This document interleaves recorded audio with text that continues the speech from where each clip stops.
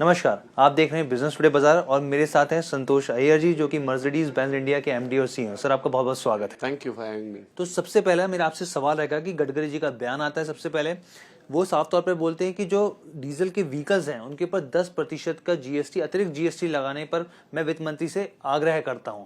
और उसके बाद कुछ देर बाद उनका क्लैरिफिकेशन आता है, यहाँ पर वो साफ तौर पर ये बोलते हैं कि इस तरह का कोई भी प्रस्ताव नहीं है। आपका क्या टेक है इसके ऊपर? आई थिंक गडकरी जी का कहना यह है कि इंडस्ट्री को शिफ्ट करना चाहिए to alternate fuels and to like EV हो या फिर एथेनॉल बेस्ड इंजिन्स हो। आई थिंक वो एक डायरेक्शनल स्टेटमेंट है। हमें उसमें टैक्सेशन के द्वारा रीड करना नहीं चाहिए, बट ऑफ कोर्स वो काफी सीरियस थे कि काफी सारे प्लेयर्स सीरियसली नहीं ले रहे इस बात को, और इस अर्जेंसी लाने के लिए उनका डायरेक्शन ये था कि हम टैक्स बढ़ा दे इसे करने। बट अगर आप मर्सिडीज बेंज की बात करें तो आज हमारे पास पेट्रोल है जो एथेनॉल के साथ भी चल सकती है। 20% एथेनॉल ब्लेंडेड फ्यूल के साथ आज कोई नई मर्सिडीज बेंज कस्टमर यूज कर सकता है। इसके अलावा हमारे पास डीजल पोर्टफोलियो है। अगेन क्लीन डीजल्स हम कहते हैं यूरो 6 यूरो 7 नॉर्म्स के द्वारा पूरा it can meet any of the emission norms, and then of course we have electric also. So आज मर्सिडीज बेंज के पास तीनों पोर्टफोलियो है। अगर गवर्नमेंट अगर कोई टैक्सेशन स्ट्रक्चर चेंज करती है तो हमें 8 से 9 महीने लगेंगे to change the mix in terms. But diesel की बात कहूं तो आज भी हमारी डीजल 10 से 15% महंगी है पेट्रोल के तुलने में, और आज भी काफी सारी कस्टमर है जो डीजल प्रेफर करते हैं। बट इट्स नॉट, ये समझना जरूरी है कि diesel is not a bad fuel, because diesel से पार्टिकुलेट मैटर बढ़ता है बट CO2 काफी कम है, कार्बन, जबकि पेट्रोल से CO2 काफी बढ़ती है। सो एक balance mix in combustion engine always helps to meet the CO2 target as well as PM objective. So ये गवर्नमेंट भी जानती है, बट आई थिंक उनका मैसेज क्लियर था कि आप एथेनॉल ब्लेंडेड फ्यूल में शिफ्ट कीजिए, ईवी में शिफ्ट कीजिए, on as a brand we are fully ready for that. अगर आपके पोर्टफोलियो की बात करें, हम लोग मौजूदा वक्त में करीब 22 प्रोडक्ट्स हैं, उसमें करीब करीब मैं देखूं तो 2 प्रोडक्ट्स इलेक्ट्रिक के हैं, और हम लोग देख रहे हैं कि अभी EQE 15 सितंबर को लॉन्च होने जा रही है। अभी आने वाले दिनों में आपको क्या फोकस कर रहे हैं, किस तरीके से इलेक्ट्रिक पर ज्यादा से ज्यादा फोकस करने की कोशिश कर रहे हैं? सो बेस्ट पार्ट है कि अगर आप हम 14 गाड़ियां बनाते हैं 22 से चाकन पुणे में, और यहाँ हम A क्लास से लेके S क्लास हर गाड़ी पेट्रोल और डीजल दोनों में अवेलेबल है। सीडान की बात करूं तो वहाँ पेट्रोल ज्यादा बिकती है, 70% पेट्रोल और 30% डीजल, जबकि SUV की बात करूं तो 70% डीजल और 30% पेट्रोल बिकती है। सो मिक्स हमारी 50-50 है पेट्रोल और डीजल के तुलने में। तो इसमें अगर कस्टमर कल शिफ्ट कर रहा है from diesel to petrol, because diesel गाड़ी और महंगी हो जाएगी, तो हम हमारी प्रोडक्शन भी चेंज करेंगे, बिकॉज हमारे पास आज अवेलेबल तो दोनों पावर ट्रेन है। अब मैं बात करूंगा इलेक्ट्रिक की, बिकॉज यहाँ हम स्लोली ग्रेजुअली शिफ्ट देख रहे हैं। सो मेरा ये मानना है कि अगर इन बातों से ही कस्टमर शिफ्ट कर लेगा इलेक्ट्रिक में, बिकॉज कस्टमर्स को और डर रहेगा कि अच्छा डीजल और महंगी होनी है, क्या होगा पेट्रोल इंजन का फ्यूचर में। तो वो एक इलेक्ट्रिफिकेशन की जो डिसीजन जो पेंडिंग रख रहा था, वो बहुत सारी कस्टमर बोलते हैं आज मैं ये ले रहा हूँ, 3 साल के बाद मैं ईवी लूंगा। आज बहुत सारे कस्टमर आज ही ईवी लेंगे, और 15 को हम लॉन्च कर रहे हैं नई SUV EQE। वो फुल इलेक्ट्रिक 500 किलोमीटर के आसपास रेंज होगी उस गाड़ी की। तो ये जो रेंज एंग्जाइटी भी जैसे जैसे रेंज एंग्जाइटी चली जाएगी, हम इलेक्ट्रिक चार्जिंग इंफ्रास्ट्रक्चर डेवलप करेंगे, तो it's a matter of time कि कस्टमर शिफ्ट करेंगे टू इलेक्ट्रिक। जी सर, तो अब आने वाले दिनों में हम लोग कौन से इलेक्ट्रिक व्हीकल्स आपके पोर्टफोलियो में बढ़ते हुए देख सकते हैं? सो हमने जैसे कहा है, हम इंडिया में टॉप एंड स्ट्रेटेजी पे देख रहे हैं। दैट मीन बिकॉज आज डिमांड भी अगर आप देखो 25% हमारी सेल है टॉप एंड में, 1-1.5 करोड़ के ऊपर की गाड़ियों के ऊपर, और एंड हम काफी गाड़ियां वहां इंट्रोड्यूस कर रहे हैं। सो हमने जो सबसे पहली गाड़ी लोकलाइज की इंडिया में वो है EQS, वो भी सिडान, वो भी हमने टॉप एंड में 1.6 करोड़ की गाड़ी है। फिर हमारे पास एक मिड साइज SUV है जो हम EQB कहते हैं, 7 सीटर, वो 80 लाख के आसपास है। EQE अब अगेन 1.5 करोड़ के आसपास की गाड़ी हम लॉन्च करेंगे। तो हमारा फोकस है is more on the top and segment.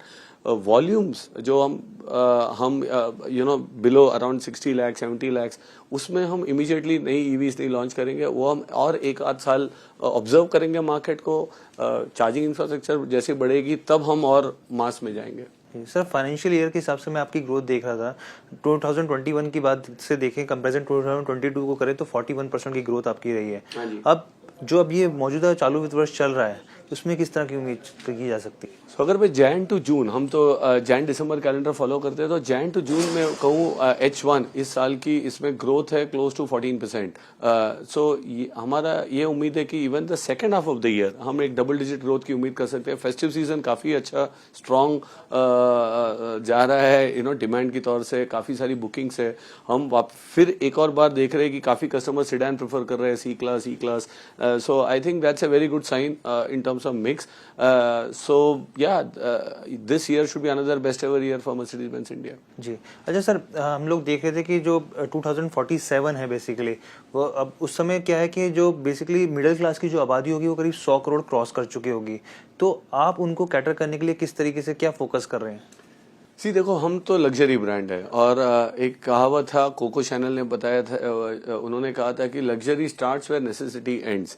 सो हमारा कोई स्ट्रैटेजी नहीं है कि हम लोअर प्राइस पॉइंट में सस्ती गाड़ी निकालें. हमारी स्ट्रैटेजी है कि हम लेटेस्ट गाड़ी फीचर्स के साथ, कंटेंट के साथ हम इंट्रोड्यूस करें. तो इसका ये मतलब है कि मर्सिडीज गाड़ी तो महंगी होगी, बट 2047 की बात करो तो आज इंडिया एक 3 ट्रिलियन इकोनॉमी है, और तब होगा 12-15 ट्रिलियन इकोनॉमी. सो लोगों के पास पैसा भी होगा खर्चा करने, और लग्जरी में स्पेंड कर रहे हैं, बिकॉज लग्जरी में वो स्पेंड करते हैं जिसको अपने आप में स्पेंड करना है, खुद को रिवॉर्ड करना है, और उनकी वो जो परसेंटेज ऑफ पॉपुलेशन भी काफी बड़ी होनी चाहिए. So we are fully optimistic on India. Like any other developed countries, India should be there, and this growth should help us to grow further significantly. But our strategy is again fully focused on best cars, most technologically advanced cars, and not low price cars. Low price car sir.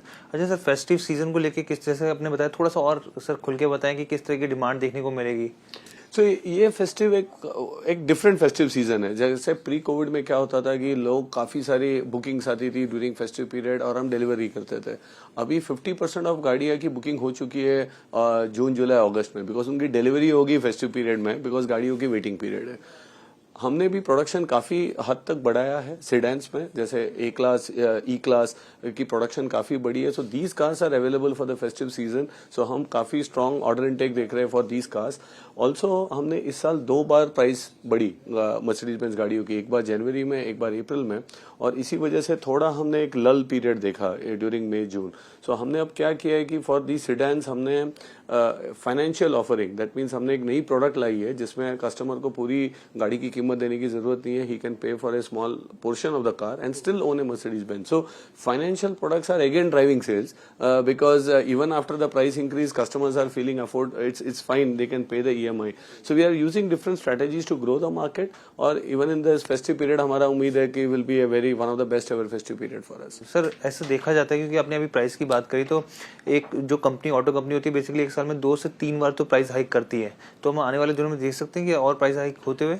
देखो, हमें इच्छा नहीं है price hike करने का. हमारा price hike, जो मैंने कहा 2 बार हमने प्राइस इंक्रीज किया, इज बिकॉज एक तो exchange rate, euro to rupee, the rupee was getting a bit weaker, and that's why we have to increase. And second, lot of input cost have increase, logistic cost आप देखो, plus गाड़ियों के अंदर भी आज 48 volt hybrid technology आई है. So lot of content is going into the cars. So but we hate to increase price, because price has an impact on demand and customer sentiment also. So we are holding, we are viewing the market very much closely, and if there is further deterioration, then we will be forced to increase the price. But at least in the festive period, we want to hold the price. We want to ensure as many customers get into the Mercedes-Benz as possible. Sir मेरा आखिरी सवाल रहेगा, क्योंकि आप basically calendar year को follow करते हैं, तो जनवरी से लेके अब तक का सर सेल्स नंबर्स अगर आप बता सके तो. तो हम क्वार्टरली सेल्स रिलीज करते हैं. तो मैंने जैसे कहा, Jan to June first 2 quarter की नंबर्स हमने दिए, जिसमें 14% ग्रोथ है, 8,500 गाड़ियां हमने बेची है. इस quarter which is from July to September हम रिलीज करेंगे फर्स्ट 10 डेज ऑफ अक्टूबर में. तो बट जैसे मैंने कहा, उम्मीद यही है कि हम डबल डिजिट ग्रोथ की स्ट्रीम चालू रखेंगे, एंड इसके वजह से this should be the best ever year for Mercedes Benz. Sir business today से बात करने के लिए बहुत बहुत धन्यवाद. Thank you very much. Thank you. Video पसंद आया तो हमें लाइक, कमेंट, शेयर और सब्सक्राइब जरूर करें.